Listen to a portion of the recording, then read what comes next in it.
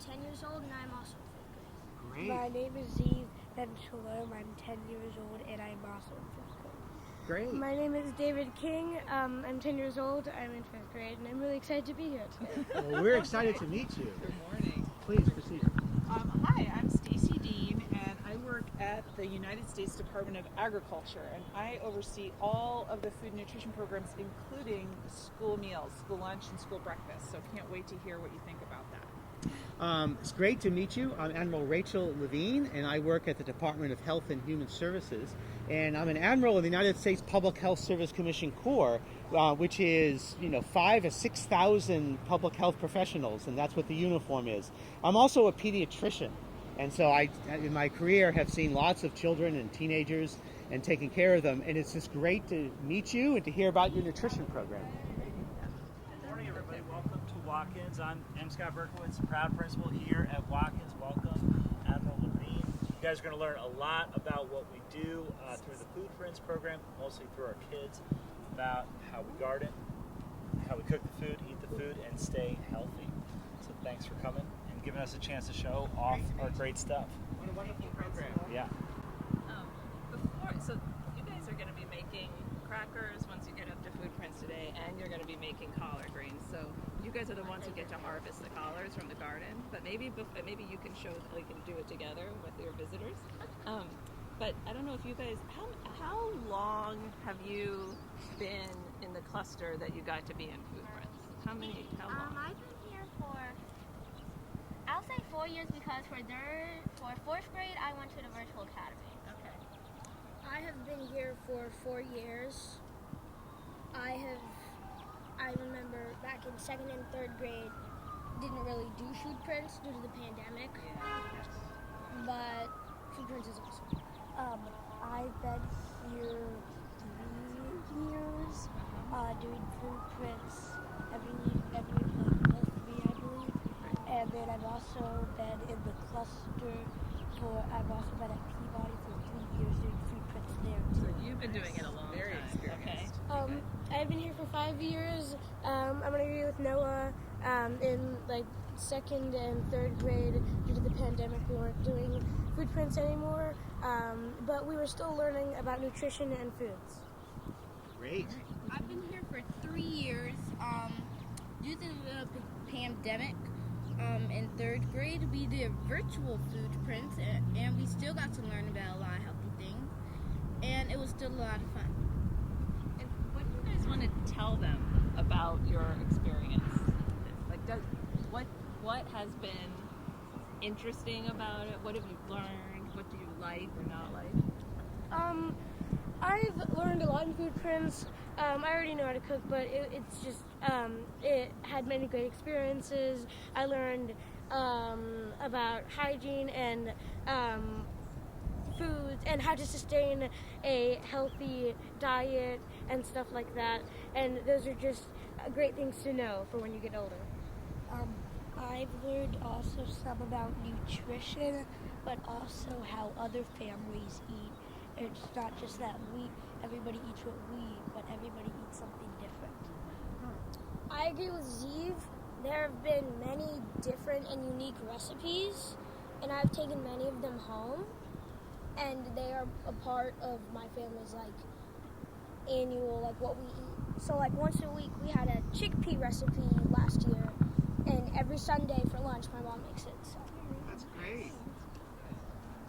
The thing I love most about FoodPrints is when we go up and cook, and Noah and Zeev, when we get the recipe so I can take it home. It's something healthy I can eat, something I can make all the time, mainly because they're teaching us how to cook too, so I can feed myself and eat. Some great experiences that I have with FoodPrints is how sometimes when we get the chance to, and when it's not too cold outside, we get to come down and if it's warm enough and the strawberries are still ready, then we'll be able to go pick strawberries, and I love to take them home to my brother, and he'll be hugging me and he'll be thanking me. That's so great. Well, tell us about some of your favorite recipes that you've learned here in FoodPrints. What would be 1 or 2 of your favorite things that you get to eat that you've learned here?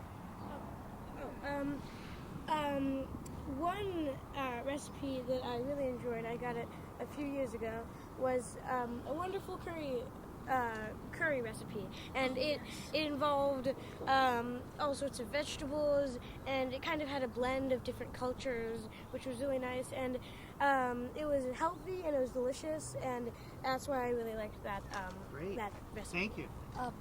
I think my favorite recipe is a recipe I got this year, a carrot salad, and I came home and made it for my family, and they love it. That's great. Honestly, when it comes to food prints, there's no real recipes you can call your favorite because they're all just delicious. Great. But one that really stood out to me was, I think, last year, or maybe at the beginning of 2nd grade, we made quesadillas, and those are delicious. I was here in 10th grade, so I totally agree with the quesadillas, especially since I was able to come back after school and get some more. But my favorite recipe has got to be the ABC salad and the fried rice I made once today. That was too good. I was glad I get thirds. My favorite recipes were the ABC salad, and I also loved one of the most recent ones when we made, I can't remember the exact name, but I think it was black bean and sweet potato soup. That was really good because it was like really spicy, and I love spicy food. Oh, the chili? Yeah, that was really good. Great. That all sounds amazing. So it sounds like you guys are willing to try lots of different foods. So when you see something you're a little uncertain about, what do you tell yourself? Usually when I see something maybe on my plate that I really don't know about, like that I don't know what it is, I don't know what it'll taste like. I am usually a very open person with my food selection. I'm not picky, so I'll eat it, and if I don't like it, I won't eat it again. If I do like it, I'll probably ask for some more. There you That's go. great. I agree with David. I'm a pretty open eater. I'm not really picky, so if I see food, I usually eat it, and especially in food prints, I usually like it. Nice. I agree with Zeev and David, and if there's anything on my plate that I am unsure of, I ask what it is, I taste it, and then if I don't like it, well, I finish my serving, and then I don't have to get it again. Go. If I taste something that I'm not sure that I would like, I usually put it to the side, but if it is something that looks really, really good, and I know it smells good, and it looks good mainly, I'll try it. There you go. I am a very, very picky eater actually, but when it comes to food prints, like I am a very picky eater, but I'm also like a risk taker. So I'll eat something even though I'm sort of uncertain about it. So I'll eat it, and then once I eat it, like there's not been one dish from food prints that I have not liked. So yeah. That's great. Wonderful. So, Get in there. we are breaking up from the stem, right? I'm sorry. Yep, go for it. Show me what you're going to do. From the stem? Uh-huh. And how much are we supposed to cut? Do you know? Oh, I think we could try just like a little bit. Okay. Sorry. And you go from the outside, right? Not the inside. 'Cause those are the babies. Oh, yeah. Maybe 7 or 8 leaves, but also here's a basket. Okay. You got it? Here. Yep. Excellent. All right. Can I get the next one? Sure. All right. Absolutely. Nice. There. Here's another one. What do you make with this normally? At home? Oh yeah. Usually, my mom can use this for touch-ups on like different foods. We can also use it for salads with dressing and stuff like that. Maybe do All right, you get it. You finish up. Okay. It's more. It's fun. So you Sorry. go for it. Here, I'll tell you what. I'll hold yours. Thank you. You go. And you can get in there.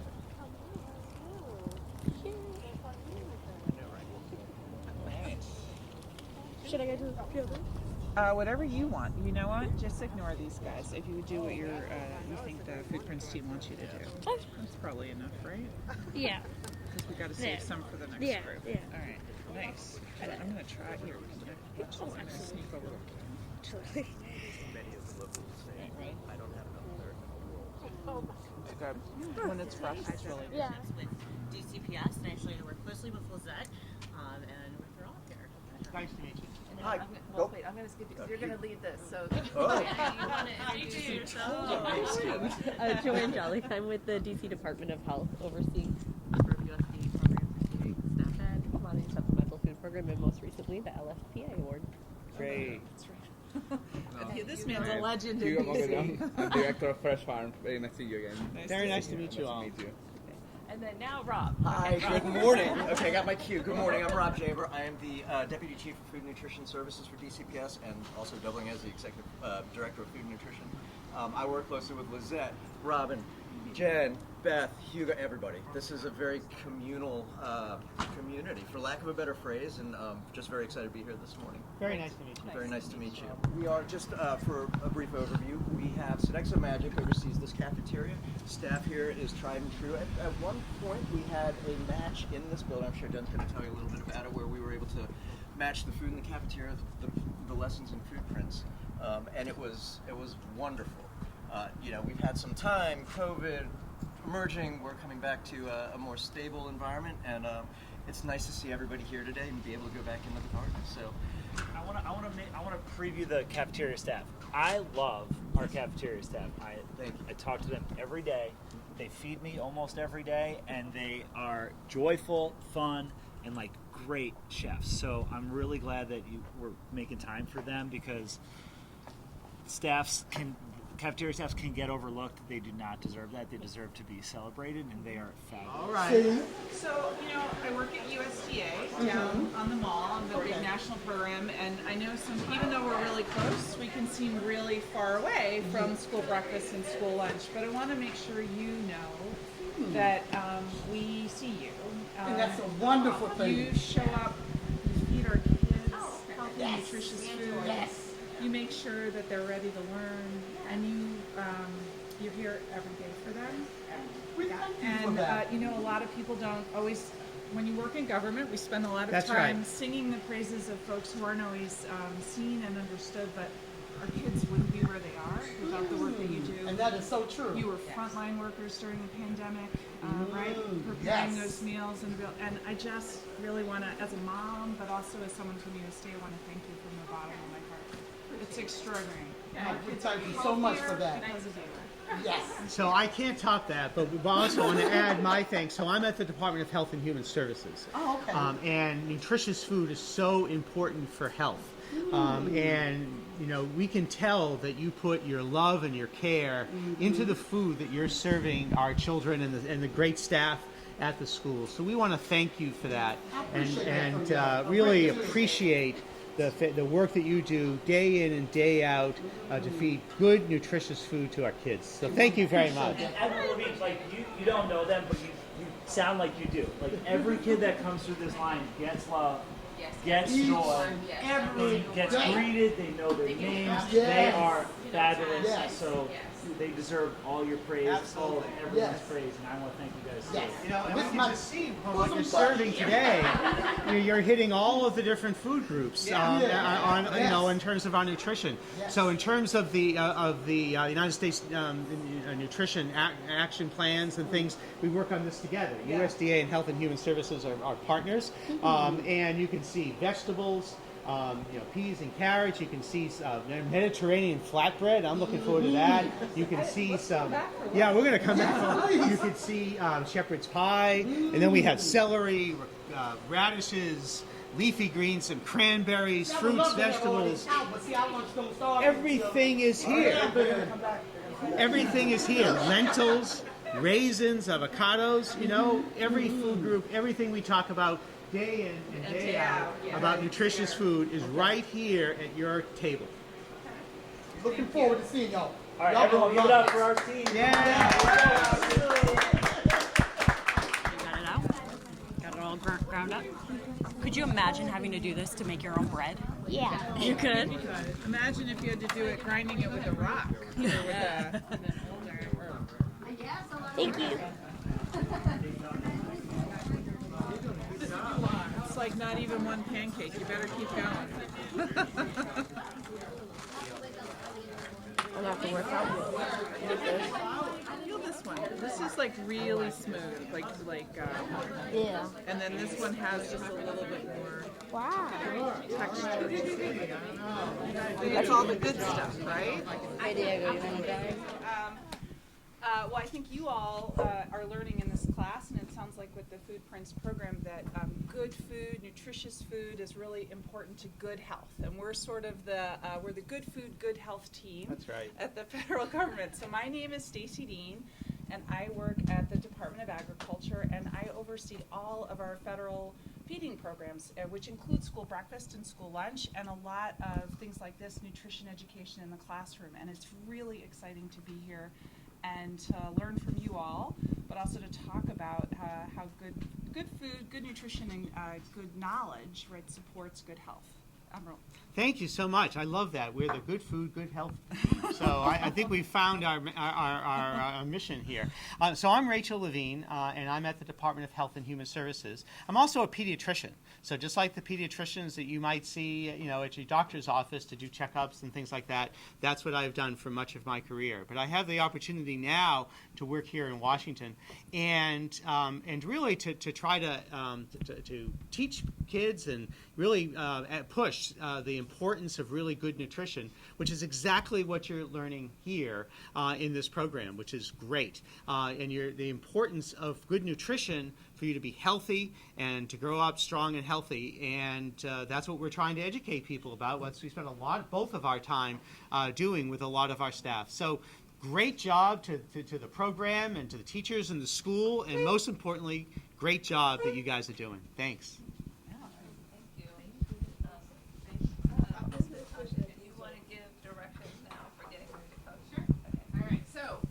We are going to go ahead and start our meal together. So, there are two things that we're going to be making today. We're actually going to be making homemade crackers with some of the whole wheat flour that we just ground, as well as some collard greens and browned onions. So a few of our friends went down to the garden earlier during the class and harvested some beautiful collards that we're growing in our garden all winter. And so we're going to have two tables that are going to be chopping some collards for us. And you guys will also help with cooking them on the stove with the onions. And then two of the tables will be making our crackers. All right? So let's... Welcome to the Eliot Hine Network. I'm your host, Hazel. I'm your host, Grace. And joining us as a special guest is Miss Perkins. Yes. Nice to meet you all. Nice to meet you. So, Miss Perkins, how long have you been working?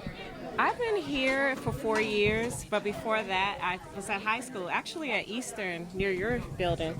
I was there for 4 years as well. How is it like teaching in this unique area? Oh, I love it. I love it. And I especially love this program that they have at the school. I'm an art teacher, and so my classroom is right over there. But I get to participate with my students whenever they have FoodPrints. And I love eating the great food that's in this program. What do you think the benefits the students are learning from your class? In this particular class, it's so many benefits. They're learning about the process of growing, gardening, from the garden, how food comes from the garden to the table. They get to learn cooking skills, knife handling skills. They use plastic knives, of course, and just how to create a meal. These are life tasks that you need to learn, and they're learning it at this age in school. So it's wonderful. I love this program. All right, that's great. I was just wondering how you dealt with bug problems, or if you know. Well, I think sometimes they have fruit flies in here because they are usually on fresh produce, but that's pretty much it. And I grew up around insects. I used to go to the insect zoo at the Natural History Museum, so I'm not afraid of bugs. She came here, but it wasn't free. They were too young. Yeah, no.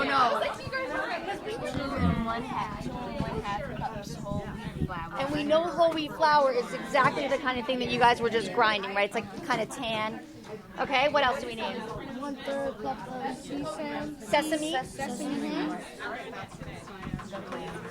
1/2 teaspoon salt. Good. 1.5 teaspoons of baking powder. 1/2 cup extra virgin olive oil. Olive oil.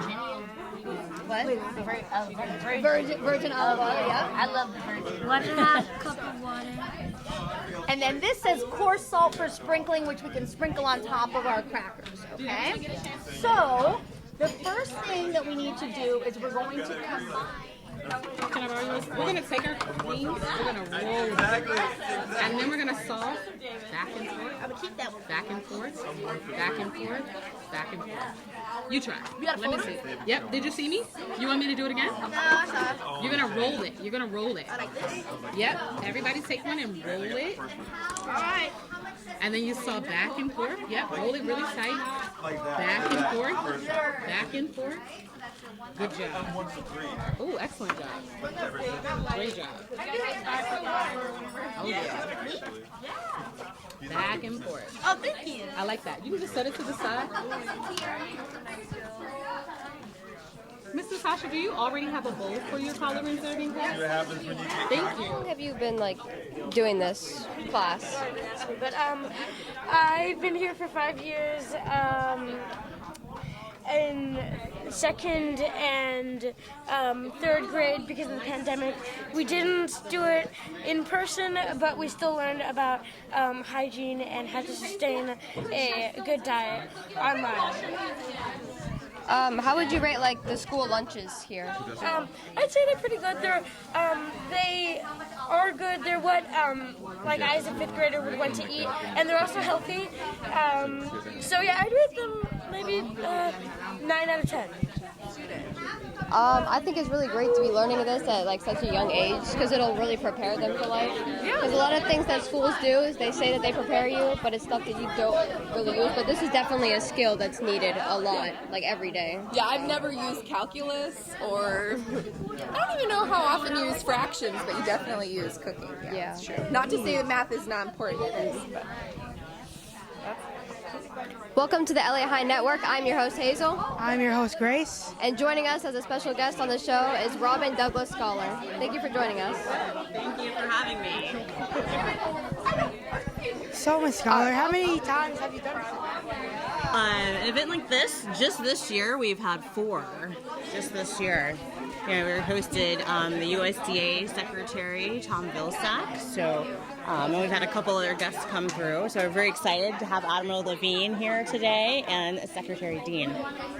How do the students usually react to these type of events?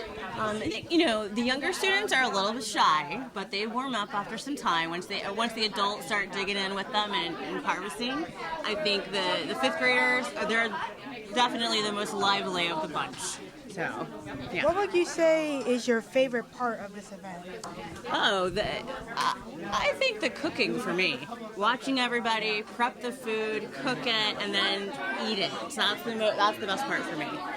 I think it's so engaging and it helps everybody see the process from the beginning to the end.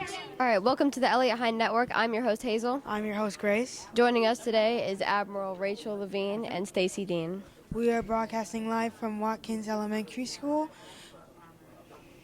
All right, so Stacy, how did your time at CBPP prepare you for your current position at USDA?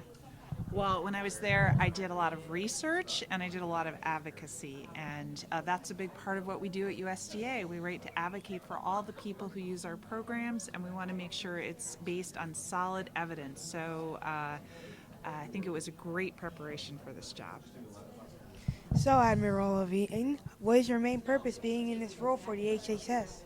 Well, so I have a number of different priorities, but we have a vision for healthy people, healthy communities, and a healthy nation for all, which emphasizes what we call health equity, that everybody deserves good health. And so we need to work throughout the country to make sure everybody has access, for example, about what we were talking about today, which is good, nutritious food. Ms. Dean, what are some common causes of malnutrition, and does USDA's Food and Nutrition Service focus on reducing them, or do other organizations? Well, thanks. It's a great question. We're really fortunate that because we have such a strong nutrition safety net, we talked about some of that today, programs that serve babies from birth through childhood and beyond. Malnutrition is something we don't see very much of in this country today, which was not true just a few short decades ago. But the difference is since then, We have created strong federal nutrition programs like school meals, WIC, we talked about, and then also a household program that helps family buy groceries called SNAP.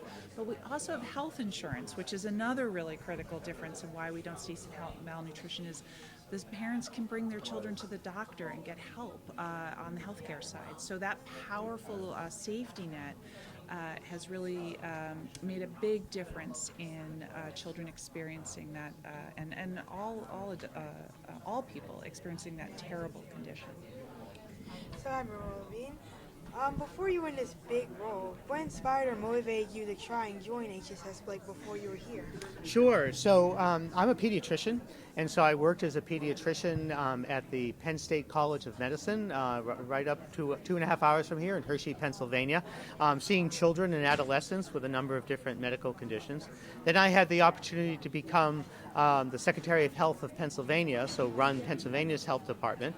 And then when President Biden was elected, I had the honor that they nominated me for this position. So it was similar to the position I had in Pennsylvania, but I have to broaden my perspective to look at the whole country.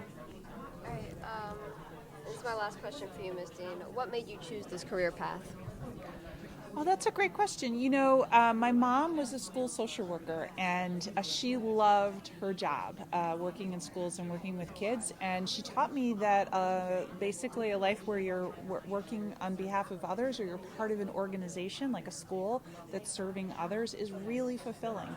And so that's why I love my work, is I feel like I'm a part of something bigger. And my last question for you, Admiral, if you could change one thing in the HSS, what would you change? If I would change one thing at HHS, I would hope that we would get more money from Congress. So, you know, we put forward a budget. The Biden administration puts forward a budget in the spring. It was just released a week or so ago, and we spent months and months and months preparing that budget at HHS. But, you know, as evidence from last year, we did not get all that funding. Many of the programs that we asked for an increase of funding, we're not given an increase, and so we can't do all the things that we want to do. So if I would change one thing, I think we need more money from Congress to be able to help people with all the different programs that we have. All right, thank you. Thank you for joining us. Thank you. Thank you. This is great. Great job. Thank you so much. You all did a great job. My name is Adam Sarbana. I'm Admiral Levine's Communications Director at the Department of Health and Human Services. Along with the U.S. Department of Agriculture, we set up today's visit, which included some time that we just spent in the FRESHFARM FoodPrints program. So we really want to thank them for their hospitality and for their interest and for letting us see what they do. We just spent some time downstairs in the garden, so we really want to thank everyone else involved in the visit. Obviously, Watkins Elementary, DCPS, OSSI, and everyone else who really made this possible. There are too many of you to thank by name, so in the interest of time, I'm just going to get us moving.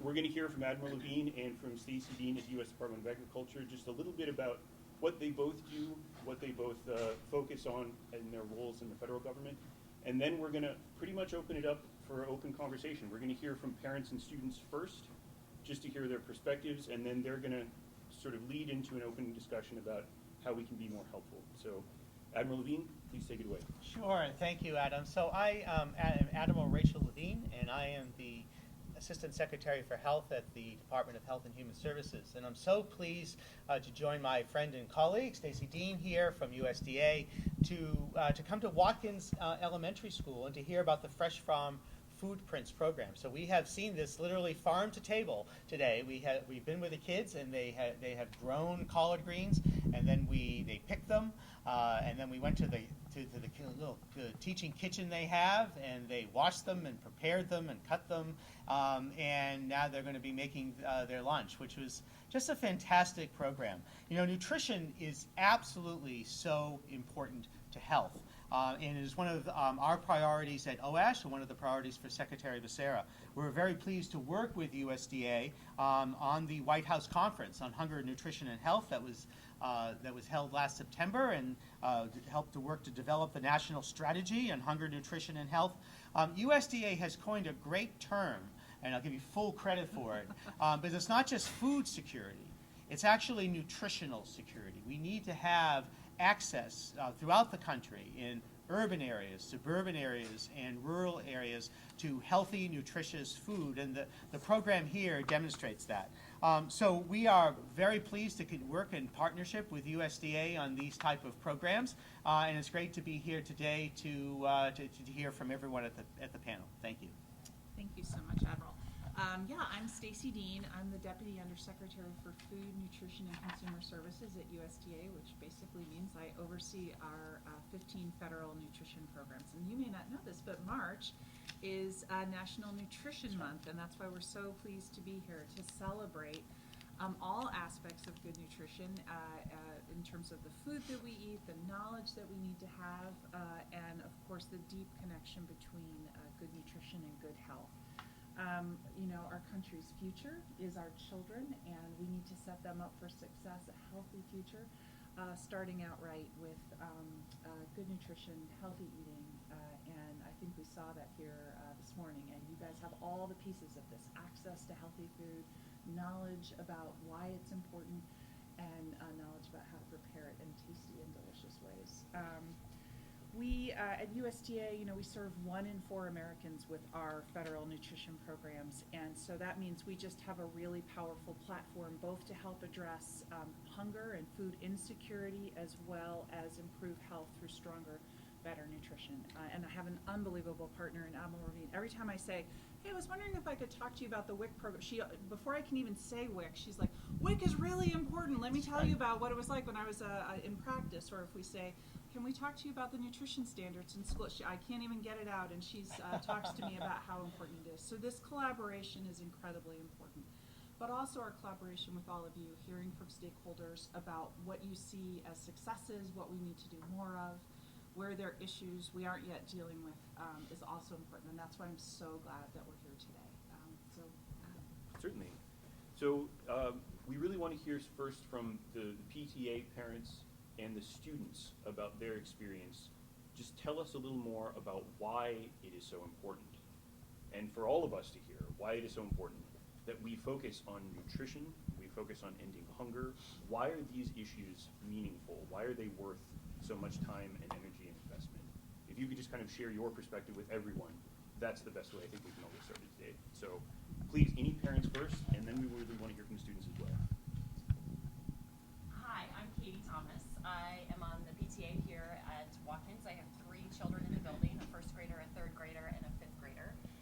So I get to spend lots of volunteer hours in the FoodPrints kitchen, watching the students, and in the garden, watching the students experience a level of pride in the work that they have put into the garden, and then taking those harvested vegetables and bringing them up and turning it into a meal that they would not otherwise touch. For example, I've heard this as a cliche about FoodPrints, but I didn't really get to experience it until this year with my 1st grader, who went to the garden and harvested some kale, came up to the kitchen, and made colorful kale salad, which is one of the FoodPrints recipes. I was in the kitchen volunteering that day, and he said, Mom, can you make this at home? And this child has never put a piece of kale in his mouth, despite having many opportunities to do that. And so I, as a parent, knowing that the kids get to have that experiential learning, that hands-on learning. It's one thing to say kale is good for you. It's one thing to say we need to make healthy choices. Here's a plate of kale. It's another thing to give them that hands-on experience, to get their fingers dirty, to put dirt and worms in their hands, and then know that they get to turn it into something delicious that is healthy for them. They might not always recognize that. I know my 1st grader doesn't, but that is one of just the most paramount benefits of having FoodPrints at Watkins. I think it should be in every school, throughout the district, throughout the country. This should be the minimum. This shouldn't be, as a parent, that's what I believe in. So I'm so grateful to be at a school where this program exists, so that these kids can have this opportunity that they wouldn't otherwise have. Any other parents, please? Well, I can go next. I can just piggyback on something that you said. I have a student that's in 2nd grade at Burroughs, started Burroughs in pre-K3, and that school is a part of FoodPrint. And I would have to agree with you. It's easy at home to just say, oh, this is a healthy option, but it's different when they're around their peers and learning and creating healthy habits. healthy habits they'll take with them forever. You know, it's hard to break a habit as an adult, but creating a healthy habit as a child is very beneficial. And I am very happy that FoodPrints is at Burroughs, and I would have to agree that it should be at every school. Every school. All right, students, please let us know. I think I'm going to agree with many people here. It is very important to start learning how to cook, how to eat healthy food, how to make a good experience out of it at a young age. Then you develop a good habit, and those good habits stick with you. And it's good later on in life to know how to do those things and have those experiences even when you don't have somebody to help you with it. I will agree with Ms. Thomas and David. Food is a very essential part of our lives, and if you're eating the wrong types of food that are not healthy, they can hurt your body. And FoodPrints is really helping many people to learn that, oh, I have to choose a snack. Should I choose some carrots or should I choose a bag of chips? Well, most kids, unfortunately, will choose the bag of chips. But in FoodPrints, they're teaching us to choose the carrots because they help our body. They're good for our eyes, and they're a good choice for us. So I agree that FoodPrints should be in every school, and it is very important. Thank you so much. I don't think anybody could say it better than you. So I think we're done. I mean, you guys did a great job, both of you. They put a lot of thought into it. I'm sure. All right, I'm just making sure we're on time and we are good. So if you could all just kind of respond as a group, anyone steps up, please let us know how you feel. Right now, what is working? What is working well? What is actually getting people the healthy food they need? We're going to talk about how we can help and do more and do things differently very soon. Right now, we do want to hear about any successes, anything you think people could scale up, anything you think people should know about what another district, another city might think about doing that you've seen actually succeed. Please. Hi, everybody. I'm Lena Hyde. I am privileged to serve as the Connected Schools Manager at Eliot Hine Middle School. Connected Schools is based on the full-service community school model nationwide, and I get to work with these ladies. So in elementary school, kids are learning about what to eat and all of those things, and they are guided by the adults. And then in middle school, they get a lot of autonomy. And so we have a full-service pantry that operates more like a grocery store. We have a jingle that we sing when people leave that I will not make you all suffer through. But we have upwards of 30 kids every week coming through the pantry to take food home for their family, and staff and community members and things like that. And because of our partnership with the Capital Area Food Bank, thankfully, we're able to have that be very low barrier. And then we supplement it through Connected Schools and through other funding streams to include hygiene products and household products that people really need, right? Like, it's great to cook food, but if you don't have dish soap, there is a challenge.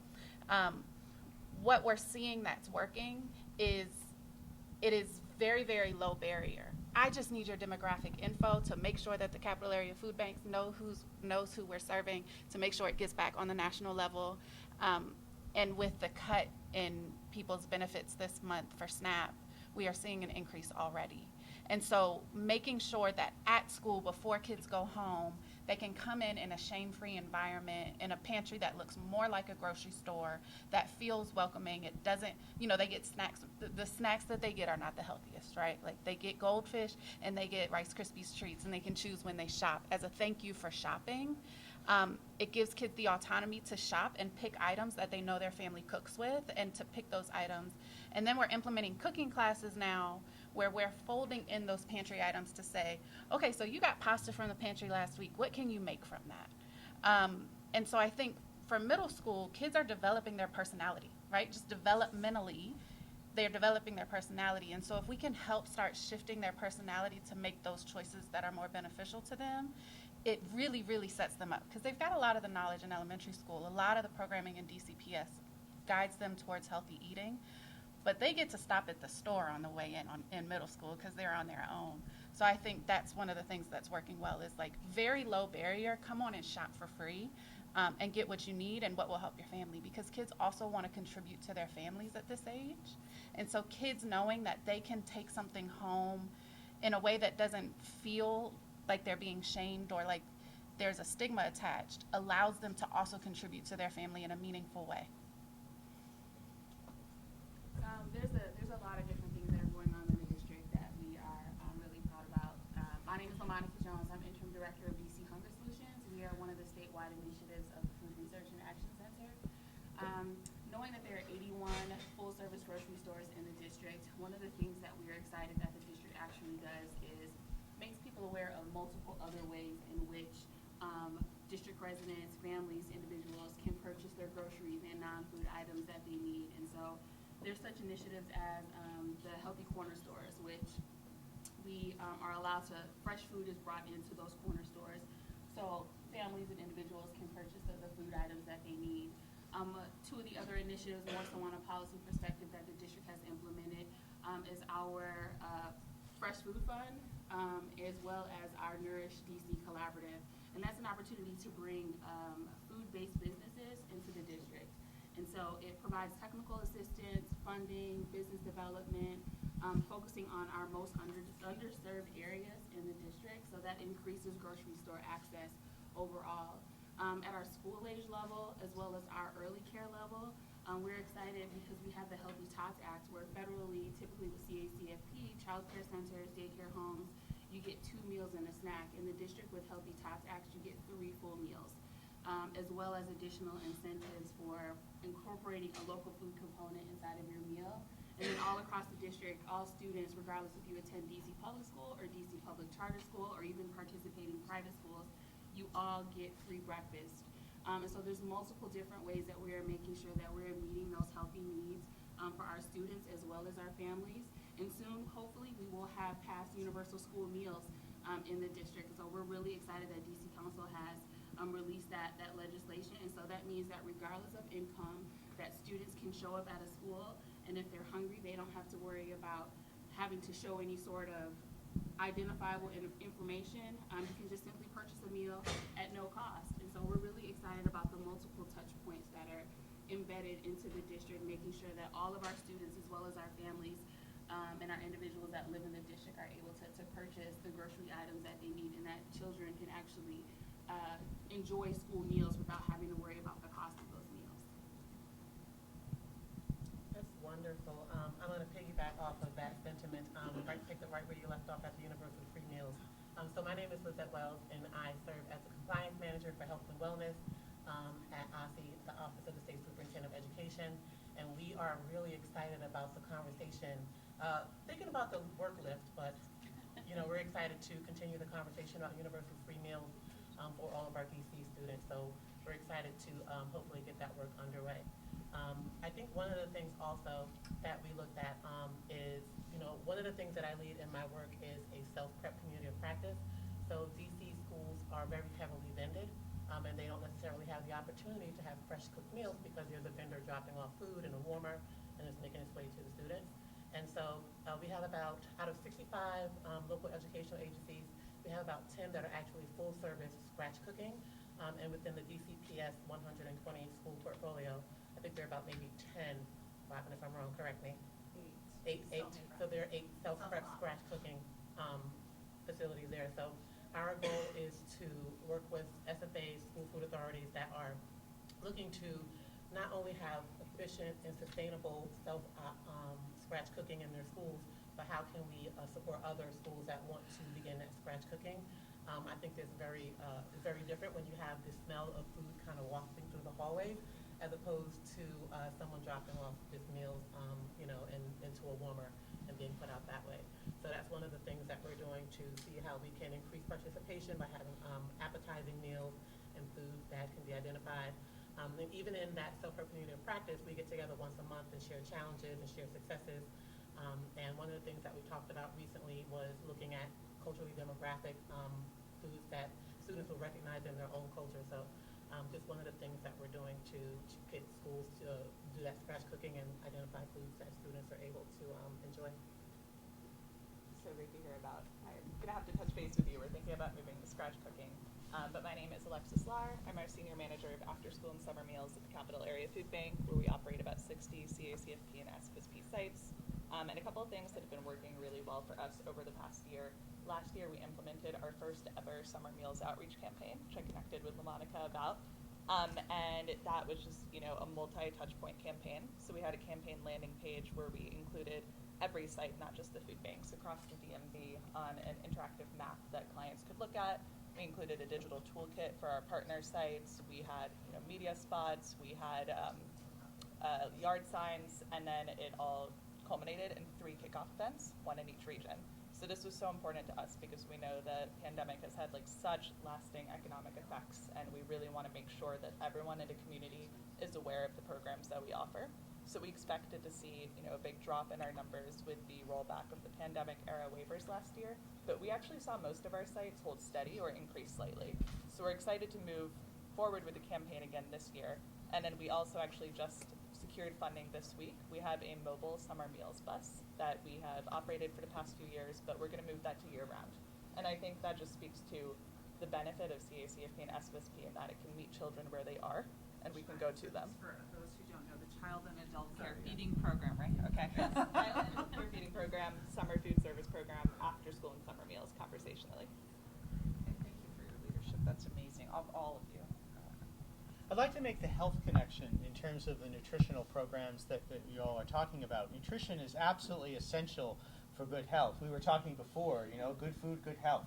And so many of the chronic diseases that we're struggling with in our country, including obesity, heart disease, diabetes, cancer, a lot of them have their origins in terms of poor nutrition habits. As a pediatrician and adolescent medicine doc, I saw a lot of young people with eating disorders, with disordered eating. Well, the type of programs that you're talking about, the program here, the Food Fresh program, Farm Fresh program, but also many of the programs you're talking about, they're building good nutrition habits that hopefully kids will take on through their lifetime. And then we can prevent these chronic diseases. We're spending so much money working on different treatments for obesity, heart disease, diabetes, and more. But if we can prevent those illnesses, then we will have a much healthier nation. And when we came in, we went to the cafeteria, and I want to give a shout out to the cafeteria workers. They pour their heart and soul and love into the food that they're serving our children, and the young people here, and the teachers and the staff, and so they do a fantastic job. But right next door, we saw the kids doing physical ed. And so that combination of nutrition, good nutrition, learning those good habits now, and physical education, physical activity will really build a healthier future for our nation. Yeah, thank you. And I'm wondering if the Department of Health wants to talk about the produce prescription, which is not oriented towards kids, but really builds that connection between nutrition and health. Sure. So I'm Joanne Jolly with the DC Department of Health. And something that we really focus on at DC Health, particularly in the Nutrition and Physical Fitness Bureau, is developing community clinical linkages. So creating a connection between the hospital and clinical environment for people who are diagnosed or at risk for chronic disease, and getting them connected into food access resources so that we know that you would have that support at home to have access to fresh, healthy produce that can help you live a healthy, active life. In the district, we're very lucky to have several different types of nutrition incentive programs. Through our Healthy Corner Stores program, we offer a 5-for-5 SNAP match funded through the USDA's Gus Schumacher Nutrition Incentive Program, as well as the Produce RX program managed through DC Greens, which provides funding for folks to shop for fruits and vegetables at their grocery store. Additionally, the district has a local investment through the Produce Plus program that provides residents with $40 a month during the market season to shop for fresh local produce at farmers markets, and actually managed by the Fresh Farm team. And we see that these types of programs, not only do they provide access to healthy food and reinforcement for to live healthier lives, but they also create meaningful economic opportunities for small local businesses in our community, which is really important. So. Well, I'm sorry to do this. I do want to keep us on track. We should spend a little bit of time talking about kind of short-term challenges. What are some ways that we can kind of, unlock resources, make things easier, either cut through some boundaries that you guys are running up against, or just kind of open new opportunities that you've been thinking about, hoping, might find their time or their place. Just anything you think we could do, this year. Anything on the table. We really want to hear from anybody. Well, I'm Trisha from Centronia. I work at the Food and Wellness Department. I hear a lot about schools, but we're an early childhood center where I think 0 to 5 is the best age to introduce fruit, veggies, grains to children. We work with FRESHFARM as well. We're pretty close to their farmers market. During COVID, we distributed CSA bags for our families, USDA food boxes. But I think about the shortage, it's been a hard year for us, especially with formula shortage.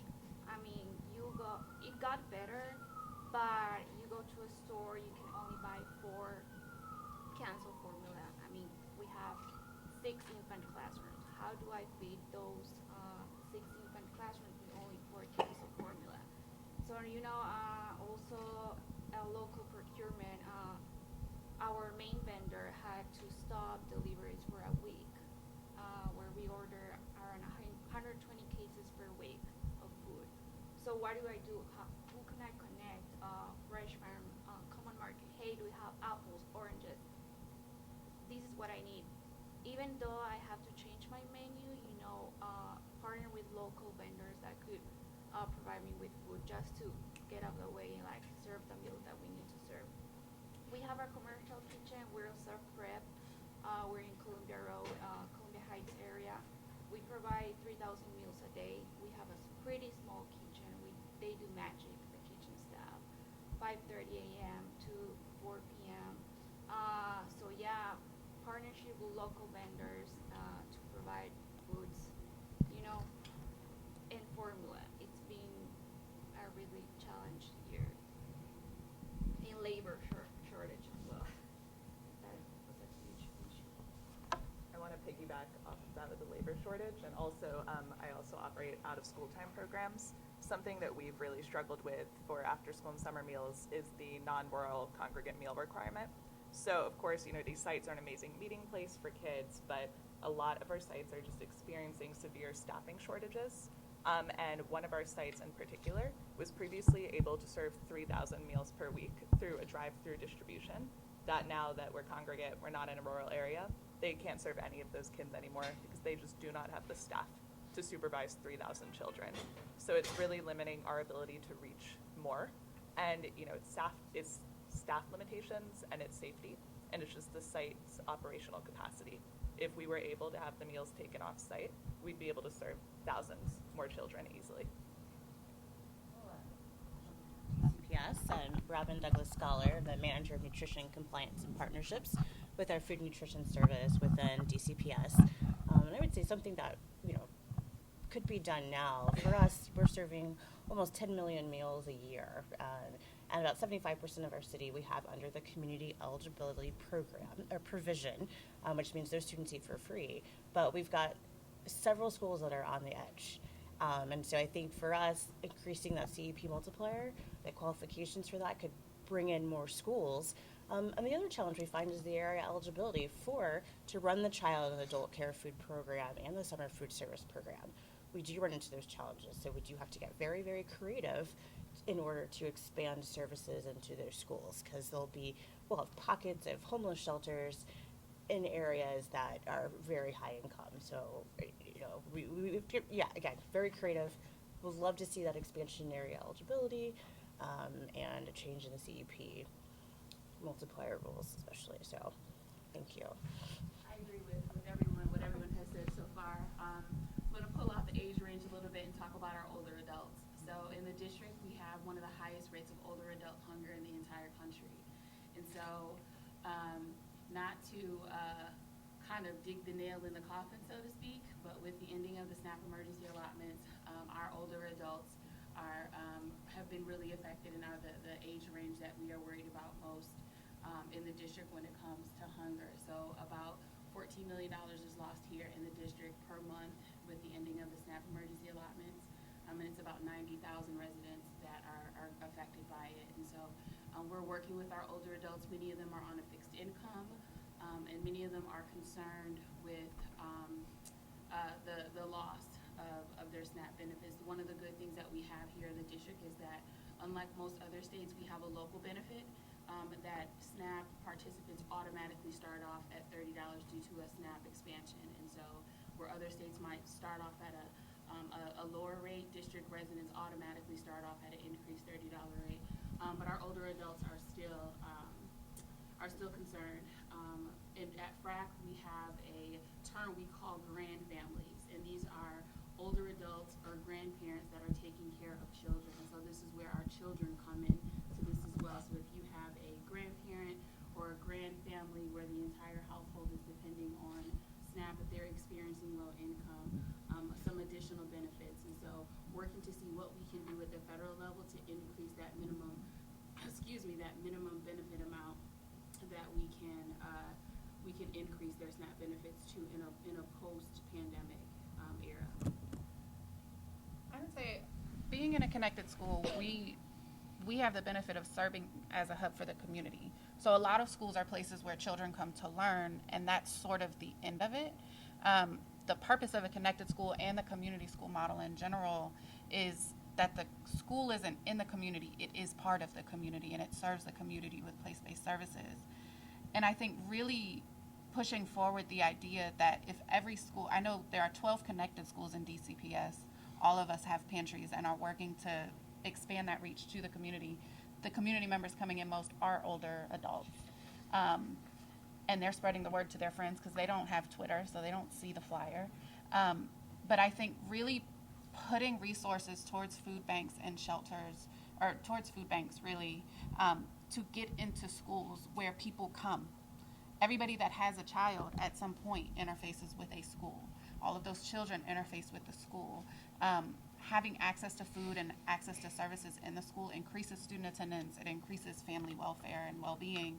And so one of the easiest ways that we've had to connect with our families is offering them items that they need at no cost, with no barrier, with the demographic information we already have because they're part of the school community has increased that support. But if we really look at what's the fastest way to get people food, there are schools on almost every corner in Washington, D.C., and within a mile to 2 miles in most of the country of where people live. And so there are food deserts that exist, but there are schools before the grocery store. And if we can have community service pantries that serve the school and the surrounding community, it really opens up the access to food for the members of the community that still can be a part of that school. Because the reality is that everybody's tax dollars pay for schools. And so if we use it to support the entire community, it really builds the relationship between schools and communities as well. To reflect, I mean, I think, DC is such an amazing city, but it's also a city with a lot of challenges, and we have a lot of residents, as you point out, who are economically challenged, and one of the ways that expresses itself is through food hardship. So, I mean, I just want to reflect for a second that is why this administration is so committed. You hear the president talk about he always says, build the economy from the bottom up and the middle out, right? And what does that mean? Well, what it means is making sure that we're putting government investments in places that relieve the stress on family budgets. So for seniors, capping the cost of insulin, right? So we're not choosing between food and medicine. Putting significant investment into childcare because we know we need to recruit a well-paid, talented workforce to that space, both for after school and for childcare. It means investing in CEP so that we immediately scoop in 9 million more children to universal free and address some of the issues that you're talking about here in DC where it's not perfectly calibrated to where poverty is and where children need our help. It means more health coverage through Medicaid, so that again, parents who are sick can go and see a doctor without that costing a lot of money for them, which might put squeeze on their food budget. And also means investing in job training so that we're connecting workers to openings where skills are needed. So we don't have an answer, I think, for you, because this is the budget the president presented, and we need Congress to pass it, and we're a ways away from that. But I want you to understand that I think investments in food matter, but it's also hunger and then ultimately the nutrition deficits that come from not being able to access good food, or I call them downstream problems, right? They come from jobs that don't pay well enough, lack of paid leave, unaffordable childcare and housing, and that's really where this administration is going to try and tackle it's solving the problems before they result in food hardship. So, and in some of these issues you raised, let's take a minute and stay afterwards, because I think we can connect you with some resources to help. But Admiral, well, I wanted just to build upon the fantastic comments that you make, is to introduce a term called the social determinants of health. And those are the social factors, as you were describing, that influence health. And we don't think of them when we think about medicine, or we think about doctors or hospitals. And so everything that you mentioned, to me, is a health issue. So to me, the USDA is a type of health department. The Commerce Department, for in terms of a living wage and economic opportunity, that influences health. The Department of Education, educational opportunity is a health issue, because we know that better education, you have better health. Better jobs, you have better health. Better nutrition, you have better health. A better environment, you have better health. Better transportation, you have better health. Housing, so HUD. So all of these really influence health, and that there are these social factors or these social determinants that influence health. And so I think going upstream is exactly the issue, is that if we really want to improve the health of our nation, the health and well-being of our nation, we have to go upstream, as exactly you said, to deal with these social determinants of health. And that is really the basis behind the Biden administration's budget and its priorities. And our vision. And vision, you're exactly right. The influence of eating healthy food on children and on families is very important. It shows that the healthy food is good, it's delicious, it's also good for your body and your health. And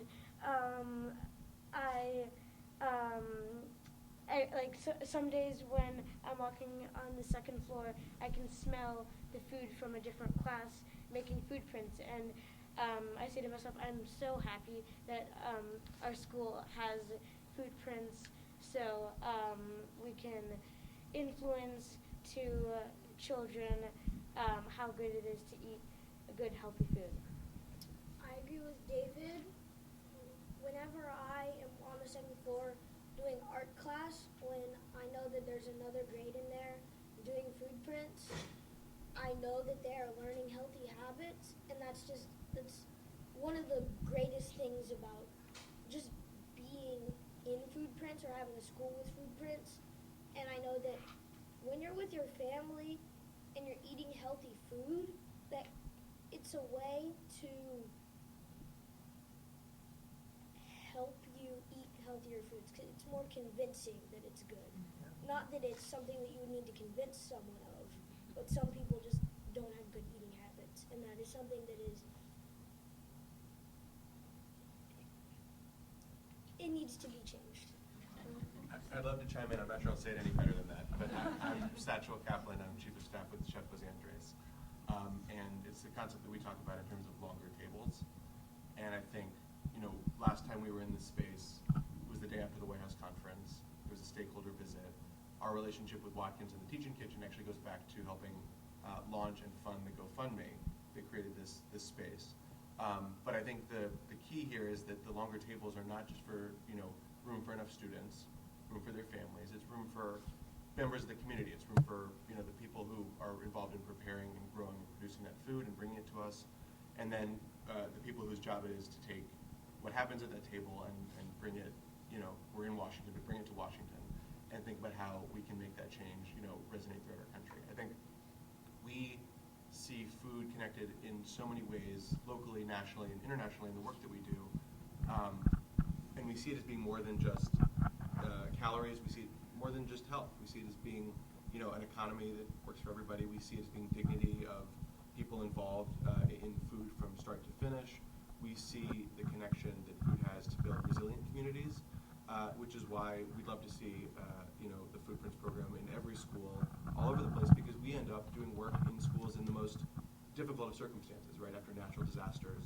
And when we have, facilities for scratch cooking, when we have schools that are really connected hubs for their community, we see that people can recover faster and regain that sense of community while getting a nourishing, dignified meal. And so, I think to be here today and figure out how we can work towards, getting FoodPrints in every single school in the country, and this attitude of having food be at the center of solving so many of these challenges that we face is for us the most important.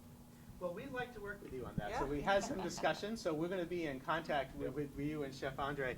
We'd like to certainly thank Chef Andre for his participation in the White House Conference on Hunger, Nutrition, and Health. He's also the co-chair of the President's Council on Sports, Exercise, and Nutrition. And so we'd love to partner with you on all of these different issues. I do want to highlight that on March 24th, the White House will be hosting a live stream event to continue to work on the conference, and we'll have some more information about that, but it's going to be next Friday, and there'll be a live stream follow-up to that conference, and we're going to be in touch with you and Stefan. This part of the conversation is going to be a little bit more about bigger picture, longer term. How can we all work together better, differently, not just in kind of the next 6 to 12 months, not just in one budget cycle. Kind of what would a better sort of nutrition, food policy structure look like? I would say I grew up on a farm in Minnesota. Until I went to college, I didn't know people bought meat at a store because we had deep freezers that had meat in them, and I didn't realize that everyone didn't have that. And so having that background, but also now raising urban kids who, if they didn't have me telling them so, milk does not come from the store. So building, Undersecretary, in your position, building the connection between producers that Secretary Vilsack deals with it on a daily basis with all of the programs and people that you get to deal with to address hunger and nutrition. Building that connection. As a farmer out in the Midwest, they don't understand the challenges that we face here in an urban setting, because out there it's plentiful. You can have a garden that's 2 acres large and not even think about all of the food waste that's happening. So making that connection between, which we're getting here at FoodPrints, because we've got the garden right outside, and so we have that advantage. But on a bigger scale, it's mammoth scale to connect the people who are growing the food for our country to all of the people in the urban areas that don't have that access, I think would make a significant difference. Well, I completely agree, and I think we should recruit you, because that's exactly what we're aiming to do, right? Building a deeper understanding of where our food comes from, and of course valuing the people who are growing it, just transporting it, processing it, and preparing it, right? There's that's a daily task for us, but maybe you can come on over and help us out. I would say I have worked in the policy world and the direct services world. I'm a social worker, right? So I nerd out on both sides. Policy tends to happen in a policy bubble, and oftentimes on the ground it is implemented differently. And so having a conversation like this, where people that are doing the work on the ground every day can say, hey, this policy that sounds really good on paper is actually really harmful, moves that work forward in ways that ensures that people are not lost in the process, right? Because policy, for what it is often theoretical, right? A budget is all theory until it hits the ground. And so I think including people that are working directly on the ground to say, what do you need in a pantry to make it work? Oh, we need a refrigerator, right? Oh, how do we get a refrigerator in your pantry to make it work? And including funding for things like that, and figuring out on the ground what makes the difference. Because in the school that I work in, we're in a unique opportunity where we have a PTO, we have parents who come in and support, but most connected schools, the other 11, don't have full service PTOs, and so the benefits that they can offer their pantry is significantly different because they have to build a volunteer base and they have to build a basis of community support and go out and find funding that they couldn't otherwise find. And so I think having policy decisions made with people that do that work on the ground helps to ensure that the policy, once it moves through those channels, is the most effective that it can possibly be. Because a lot of times we send policy through and then it hits the ground and people are like, oh, no, wait, we can't actually use any of those funds, right? Like that's not what that wasn't the thing, right? And so I think making sure that everybody in the conversation, it really is upstream and downstream, that all of those people are in the conversation and that there are some of those checks and balances before big time decisions are made or in that process to make sure that like once food hits kids' mouths, it is the most effective and that funds, policy ultimately is funding most of the time, that funds go to where they need to be most effectively used all the time. Yeah, I mean, as a dietitian who's worked almost 20 years across the life cycle, I see one common theme. You know, having been in hospitals, working in schools, and long-term care centers, healthy food is offered, but our end user doesn't know what to do with it. They haven't been exposed to it. They don't understand where it comes from.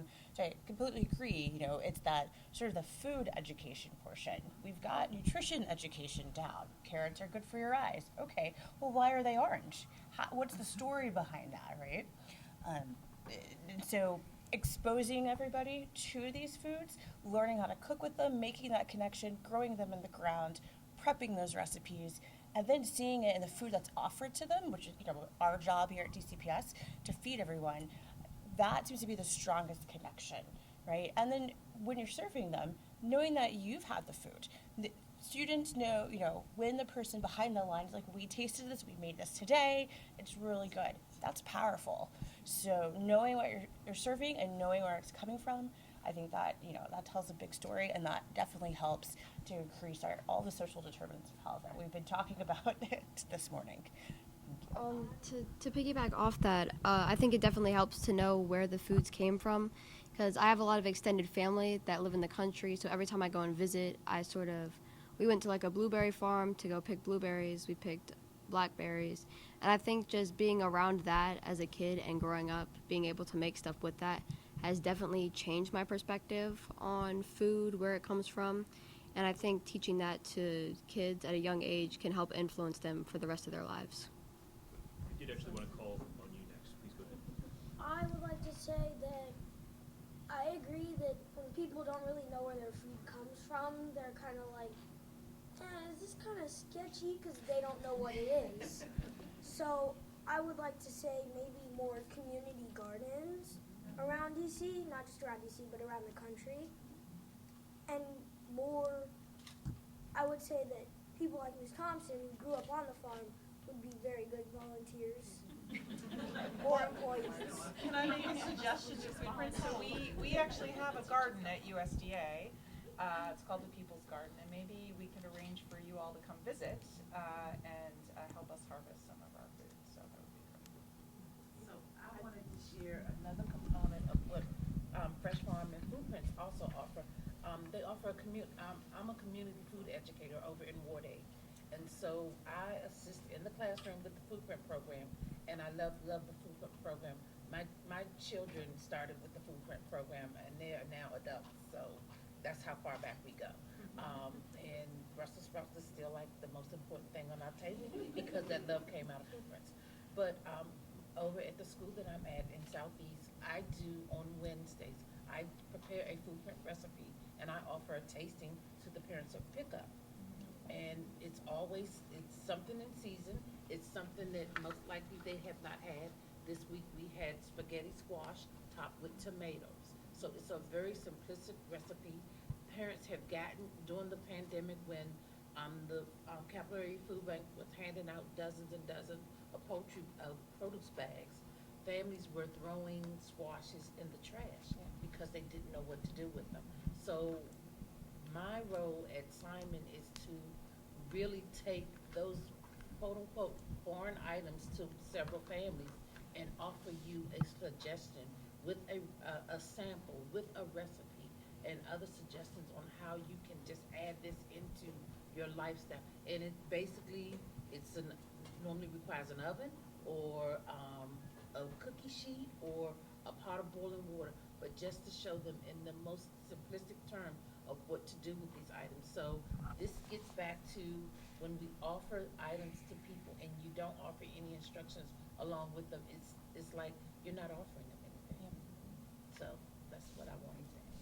I just wanted to make one last plug, one shameless plug, and I know that you appreciate this. So a lot of states are really working to implement universal free meals, and they are bumping up against legislation and all types of different barriers to that. So the one thing I answer in the question is to look at the opportunity at a federal level for universal free meals.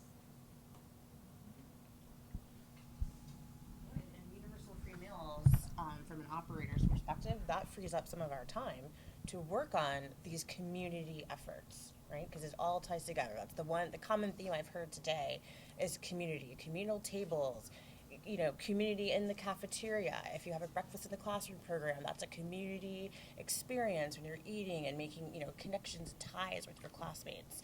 Community where the food comes from. Community to provide the pantries and in our connected schools and our communities in schools.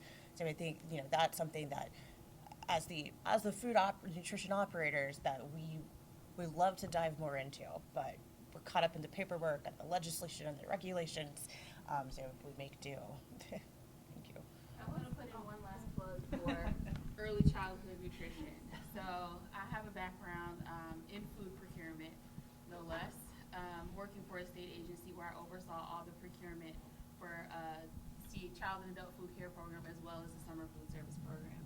And so really taking some extra special attention on what I call our littlest eaters, our 3-year-olds, introducing them to those foods. I had an opportunity, this was when I was in Georgia, working with a early child care center where they introduced the children to mouse melons. I don't know if anyone knows what a mouse melon is. It looks like a watermelon, but it is the size of a grape. And it's those incentives and those introductions at an early care age as we're prepping children for K-12 that are essential to their overall health and wellness. And so having programs such as Farm to Early Care and Education, which introduce at an early care level the importance of school gardens, food procurement. So where does our food come from? Who grows it? Introductions to farmers, but not just focusing on the school age, but also on the early childhood level and those other social determinants of health that are a big factor when we're talking about early care. So some intentional investments and efforts into building up our child and adult food care program, as well as just overall early childhood health and wellness in general. Yeah, definitely more funding to early childhood centers. I know we talk a lot about schools, but sometimes they forget about us. And also more funding for infrastructure, equipment. Right now we are at our limit capacity. I mean, we cannot expand any more than we do. So yeah, definitely. Well, that would be a time to put in a plug for WIC. So WIC is through USDA, but I'm a pediatrician, and so I know about WIC very well. And also, when I was the Secretary of Health of Pennsylvania, WIC was actually in my department. So the Women's, Infants, and Children's Nutrition Program really is a perfect example of how critically important that is. WIC is in all 50 states. It's in territories. It's in the District of Columbia. It's in Indian reservations. And WIC is absolutely critically important. What could be more important than nutrition for pregnant women, babies, and children? And the district is fully e-WIC compliant. Great. So there are no more paper checks in the district. So we're really excited about reducing that. stigma. Reducing As stigma. somebody who was a WIC mom with paper checks when my daughter was an infant, and I always made sure that I had everything on the belt perfect so that I didn't get yelled at by the customers behind me. I think it speaks to the need for universal pre-K. It speaks to the need for the way that we have Produce RX, that in DCPS they have a cornerstone for 8th graders where in health class they cook a meal, which is great, but it's like a one-time thing. And I think I learned so much about cooking in like family and consumer science in middle school, but so many kids just don't have access to that. And really bringing in nutritional pieces and food preparation along with what is food, right? And so in elementary school, that FoodPrints exists in every elementary school in a universal way, sets them up in elementary school. And then in middle schools, making sure that every kid has access to learn how to prepare those foods that they had access to, right? That they're still working on chopping skills, that they're still working on grating skills, and that they know how to sear and they know how to fry and they know what those terms are, because kids walk out of school with absolutely no idea of how to prepare food other than a microwave. Everything is connected Everything to is good connected. health. Absolutely. I saw you expanding your job portfolio a little bit there That's earlier okay. today. But also, food is really everything, right? It's family, it's culture, it's community, it's health. I'm stealing from Jose Andres here. Food is peace, and food is really in you all. It's a big part of our future. So I'm delighted to be here with you Absolutely. today. Thank you so much. What a great event. Thank you all very much. And that concludes. Thank you all for coming. We